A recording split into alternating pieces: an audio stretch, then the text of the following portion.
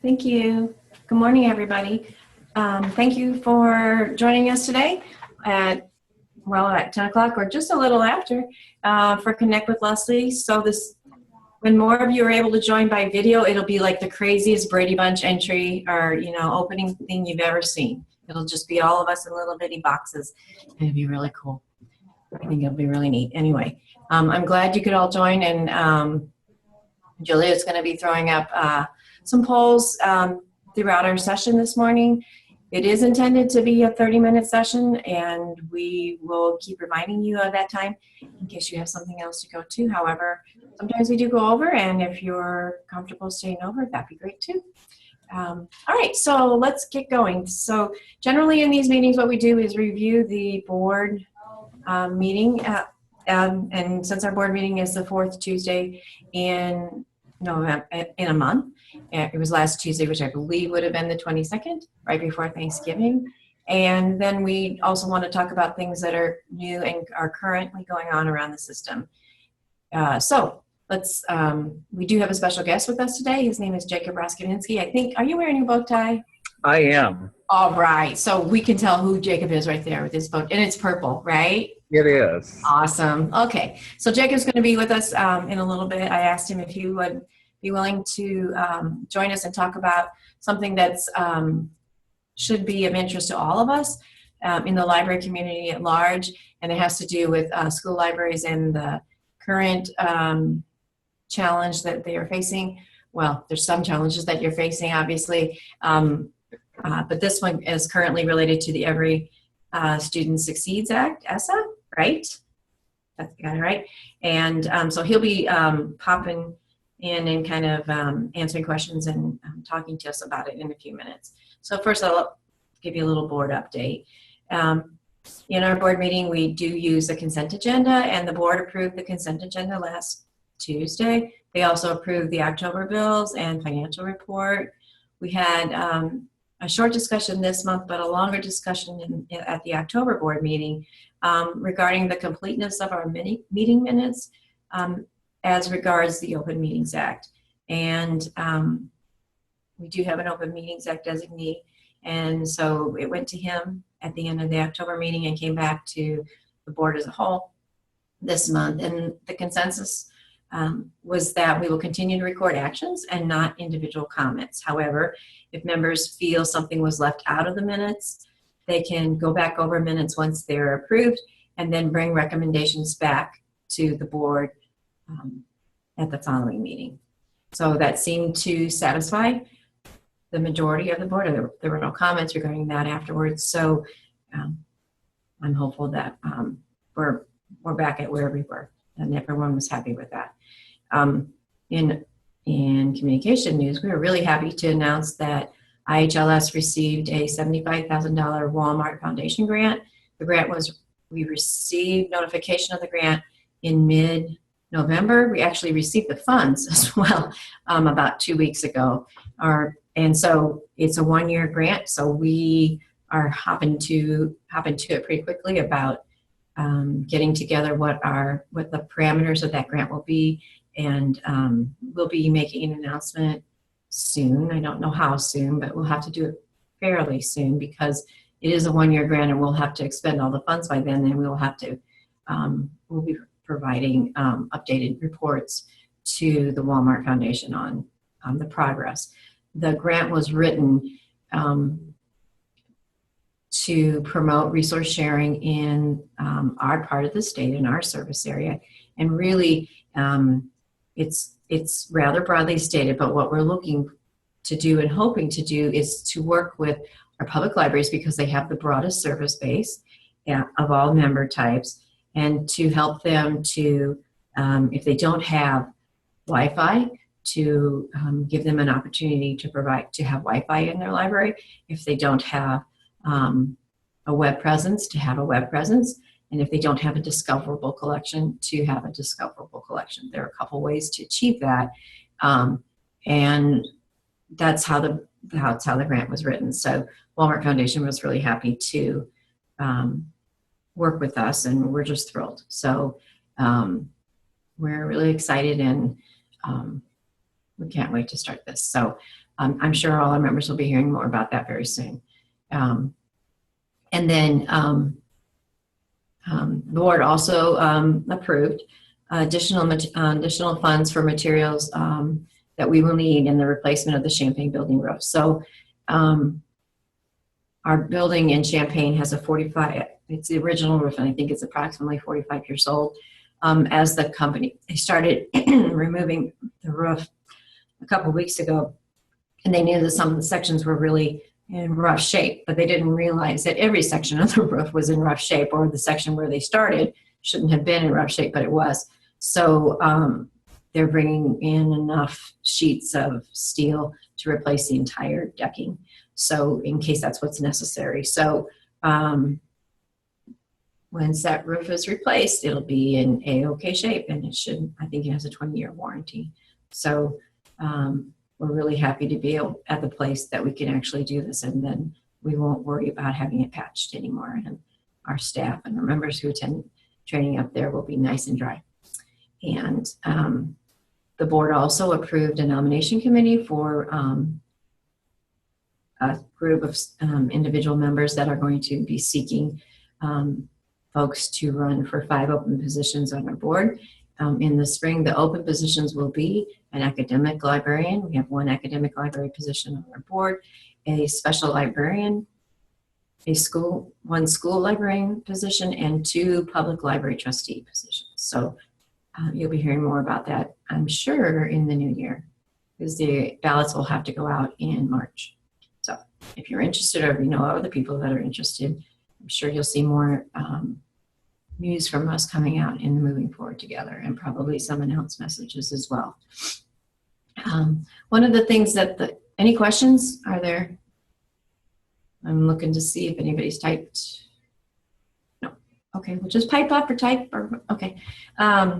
One of the things that the board is really engaged in, and I'm really happy that we're at this place, is they're very plugged into advocacy, and advocacy at the system level and at the board level, and advocacy in a way that makes the board and the system more visible. I've always thought that the system is successful when our members or the public at large don't know what we do. That's true. It means that our member, in a way, that means that our members are really happy with us and satisfied with the services we provide. However, there are times, and especially in the last several years when funding has been decreased, when it would be good for folks to know what it is we do and the role we play in moving resources around the state from library to library. And so it's a fine line that we walk, but it would be beneficial for our organization to be better connected with the community at large in our service area. So our board we have an ad hoc board committee, and it has board members and staff that are working on determining, right now they're working on their goals for the project and setting the course. And then we also have an internal group, and internally right now our staff are engaged in a reverse strategic planning process, and it's now at the place where all of our staff in the next 2 weeks will be meeting and going through this process. And the idea is that it will help us to better understand our workflows and ideally discover time that we didn't know we had to better support our advocacy project, because we are limited in the staff that we have. We aren't going to be able to add more staff, so we need to find the time in our day, in our days, to support this advocacy project, because it benefits all of us and it will help us help our members more. Okay, any questions about that? Okay, so like I said at the beginning, I'm really happy that Jacob Roskovensky is here with us, and I'm gonna turn it all over to him. Please ask him questions if you have, and we will also have, again, we're gonna throw up some questions, some easy questions, and as soon as you answer the question, the little annoying message goes away off your screen. And we also have some, oh, there's one right there. Look at that. So the sooner you answer, the sooner it goes away. And that's the same for me too. Okay. Okay, Jacob. Okay. My name is Jacob Roskovensky. I am president-elect of the Illinois School Library Media Association and member of Heartland at Charleston High School. I've been asked to give an update on ESSA, where we stand on it. President Obama replaced No Child Left Behind with ESSA. And the major thing in ESSA is the federal level school libraries were included in this legislation. No Child Left Behind left the librarians behind. And now ESSA has included us. So it's critical that at the state level, librarians are included in the plan for federal money to be able to be passed through the state agencies to the local education associations. So we have 38% publics, 33 school. Okay. So we have got to make sure that this federal money flows through to the schools. And so last spring, ISB had their first listening tour. We didn't know about it until after the fact. We did, the Illinois School Library Media Association sent this question is just a poll on ESSA.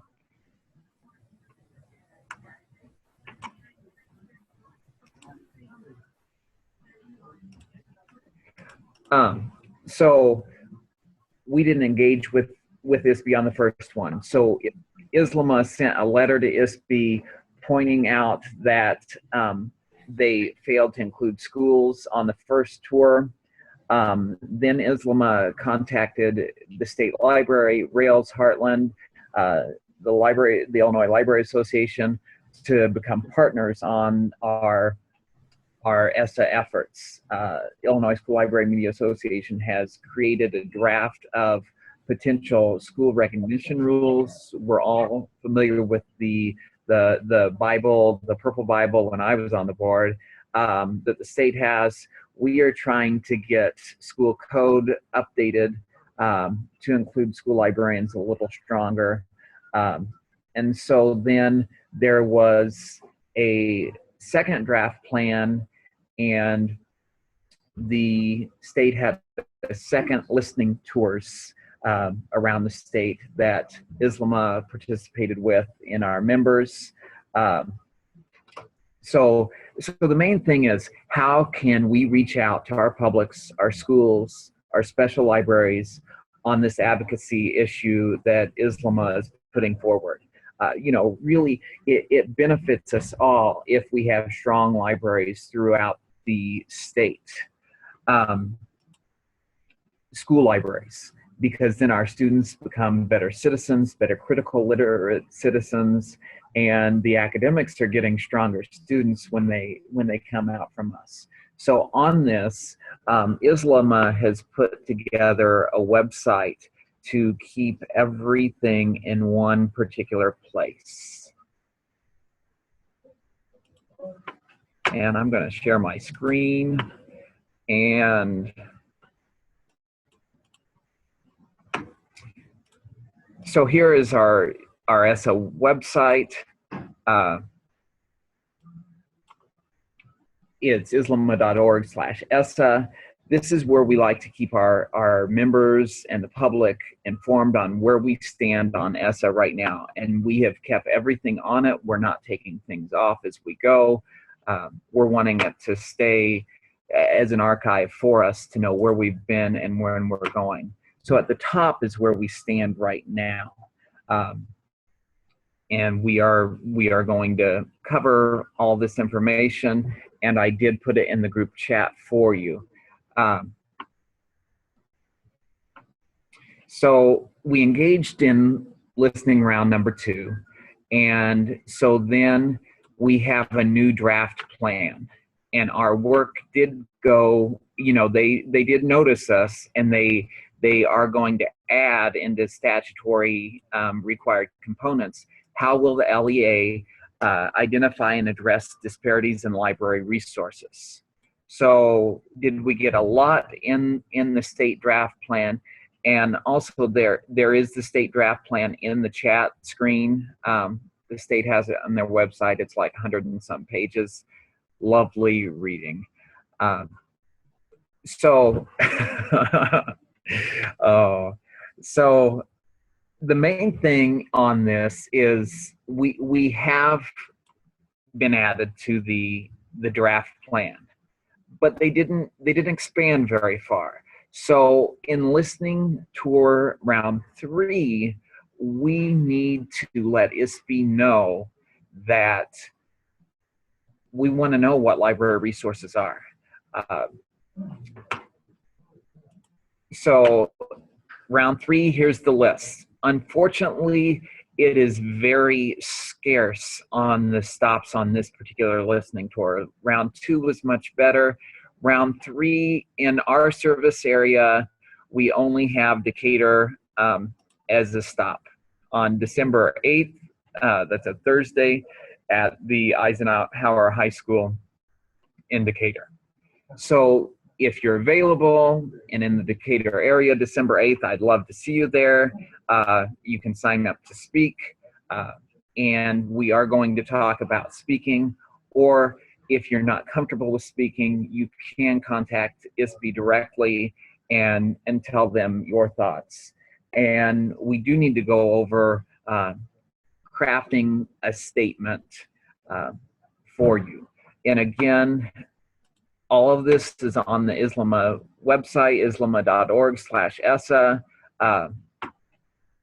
So you can sign up to go to listening tour.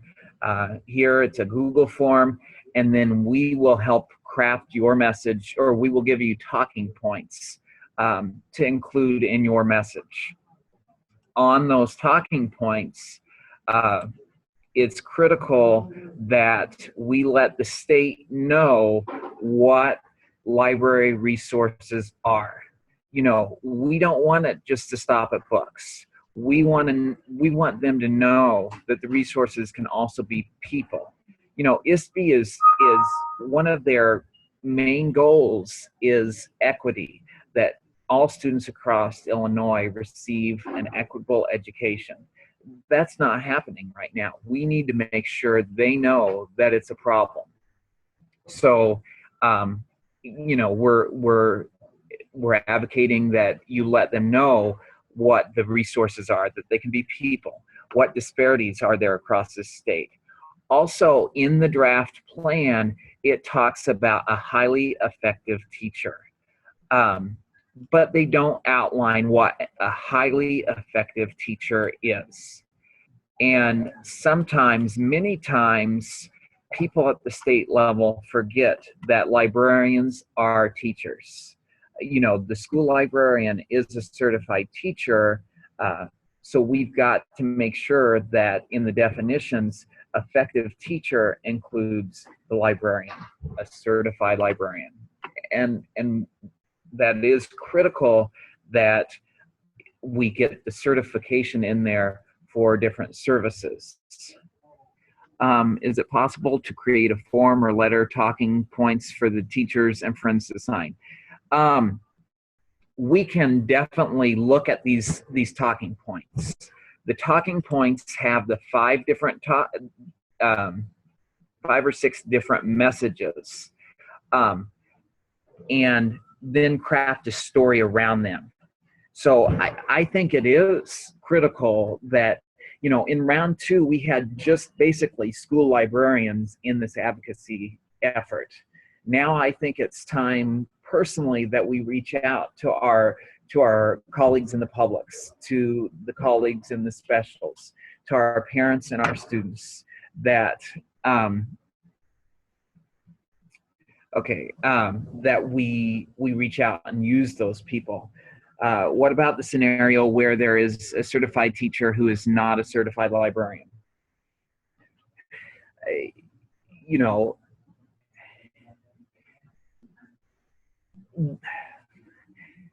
that is, you know, at least there's a person in there from my standpoint, you know, and they are going to do the best that they can. I don't know how federal law qualifies them as highly qualified in that particular situation. Ideally that person would be going back to get some certification. And that's right. We have to mention that electronic resources are a disparity in library resources. Any other comments or questions before we talk about crafting our statement?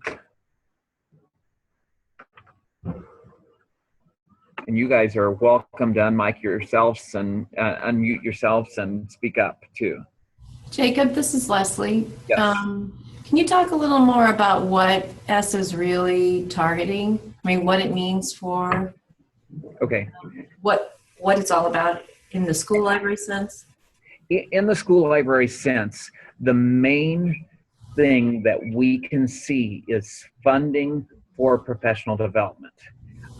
ESSA really talks about highly qualified teachers and providing those teachers with supports for better educational processes. So under the event that we can get school libraries in the state level, money would flow directly from the federal government down to the state level, down to the district level for professional development for your librarian. And also, we believe that there could be money in the block grants for library resources. Now, that wouldn't be an automatic, oh, you're definitely getting this money. It would be kind of like I think the well-known block grant is like the pre-K grant, where you have to write for that particular money. So that would be another thing that could be coming down the pipe, is the money through the block grant. So it's all about the funding from where I'm sitting in ESSA, is to ensure that the libraries get a chunk of that pie. Does that answer? Is that good, Leslie? Oh yeah, yeah, great. Okay. Thanks. Okay, so on your message, Need another chat. what degree does a director need to have? Are you talking about a school librarian?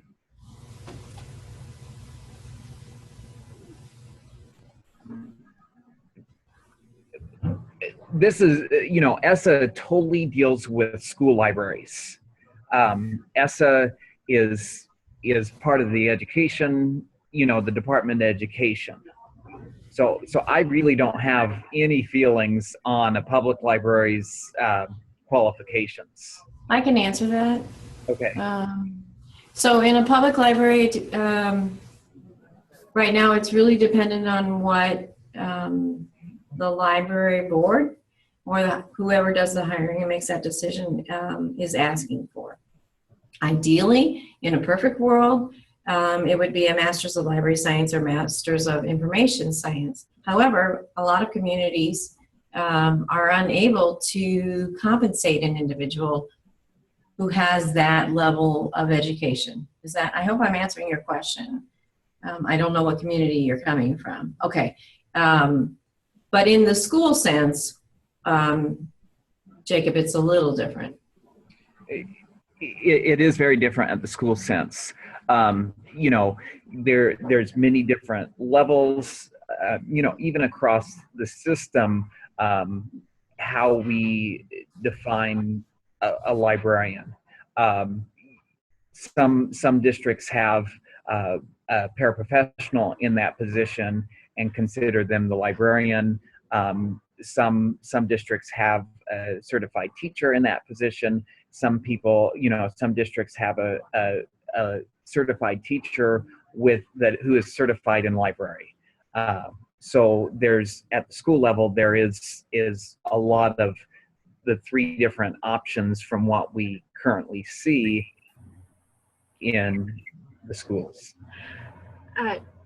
Jacob, if I could jump in, for people who might be coming from a public background, it might be helpful to know, at least this is my understanding, and please correct me if I'm wrong, that ISB requires one certified librarian per school district, with the ability for schools to apply for an exemption, so that if they have issues with staffing, they can circumvent that rule, or if they have an unusual collection situation, or if they share a public and a school library. There are lots of exemptions where they wouldn't have to employ a certified librarian. But for most schools, my understanding is they have to have one certified librarian, which means that they might have paraprofessionals in those libraries, but have only one librarian who's actually certified in the district. Unfortunately, there are more loopholes to it than that. There is actually, if a school district needs to have at least one certified librarian supervising the library media program. If that school district does not have a licensed librarian supervising the library media program, the district needs a certified teacher supervising the library media program, and that teacher needs to go to an annual training approved by the regional library system. Is what we currently have in school rules, from my understanding. And I know some of the ROEs up north, yes, Ellen says the loopholes are widely used, and they are. You know, we would like to try to tighten some of this up, pie in the sky, after some of this ESSA stuff gets settled down. And your question was, you had to have an MLS to keep your job as a district librarian. I don't have an MLS. I would think they are coming from, you have to have certification, and today the only way really to get certification is like an MLS or a certification program. You know, my bachelor's degree is in library media, so that's how I have the certification for the teaching aspect of it. So I think we are. We're right at 10:30. We are at 10:30. I do want to finish up on this just real quick on the talking points. I feel it works best to find a talking point that you can tell a story about, and then tell a personal narrative. So like in the last listening tour, I went with the whole child. And I spoke about how the number of students that come into my room, and how my program impacts students. So I had 2 paragraphs on a personal story, a narrative, and then I just copied and pasted the talking points that ISLMA has provided on the whole child and tied that around. So hopefully, you know, if we all take some of the talking points, they'll all get covered with the personal narrative attached to it. But again, this round, we do really need to ask ISB to define library resources and to include, you know, electronic resources and staffing. And if you don't feel comfortable talking, you can email comments to essa@isb.net. And again, all of this is on the ISLMA website. If you have any questions, feel free to contact me or any member of, you know, the leadership team at ISLMA, and we can help you. And I'm sure the system is more than happy to help. Yes, we are. So, Jacob, did you put your comments up on the chat? I mean, your websites up on the chat, because we have them. Yes, they are up on the chat. And will that be recorded, Julia? Do we know? We can also send it out to people, right? At least that are registered in L2. It should be recorded. I can send that list out to everyone that was registered on L2. Okay, that's good. All right, yeah, so what we'd like, the reason that this is so important, obviously, this has repercussions beyond a school library setting. So in my experience working at a community college library for 10 years, you could tell the difference when you had students who had just started in community college, whether they had come from a school district where they had a strong library media program, or they had a weak one. Just by, the first couple of weeks when you spent with them doing bibliographic instruction and it's time to write a paper, and they were either comfortable with the tools and you just had to point them, like, here's what you're going to need for this paper, or here's the resources that we have at this library, and they could take off and they really needed little direction, or they were lost and they needed a lot of your time. And then as a librarian, you're not spending a lot of time helping them to find new resources and get them,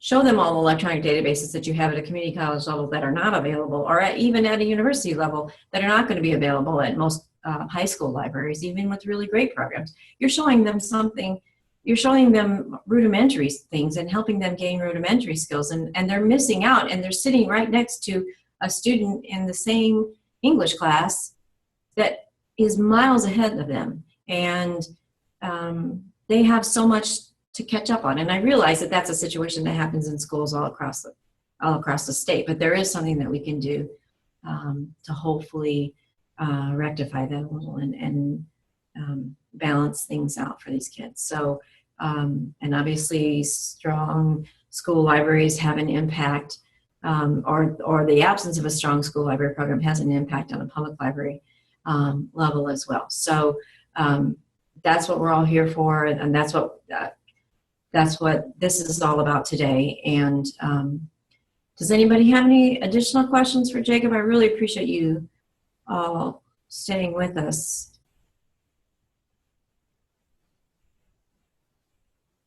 Okay, so I have a question for all of you. Regarding the format, are we comfortable with it? Although I can't see anybody. I mean, I know what a lot of you look like. I'd really like to see your faces, so. Are we comfortable with this format? Enough to do it again next time? Julia, are you comfortable with it? I'm comfortable with it. All right. Okay. Well, again, I appreciate your time. Anything else from you, Jacob, before we hit the road? I appreciate being asked to join you, Leslie. One thing, ISLMA has a long road ahead. So I encourage our members to, not ISLMA's members, but the library system's members, to stay tuned to the library system. And when ISLMA asks for help, we need help. We're not just doing this for our health. Hey, we could use some help. It's going to be the student population of the state of Illinois if the organization is asking help from our friends at the systems. Okay, we'll do all we can. Thank you. Have a great day, everybody. Bye. Oh.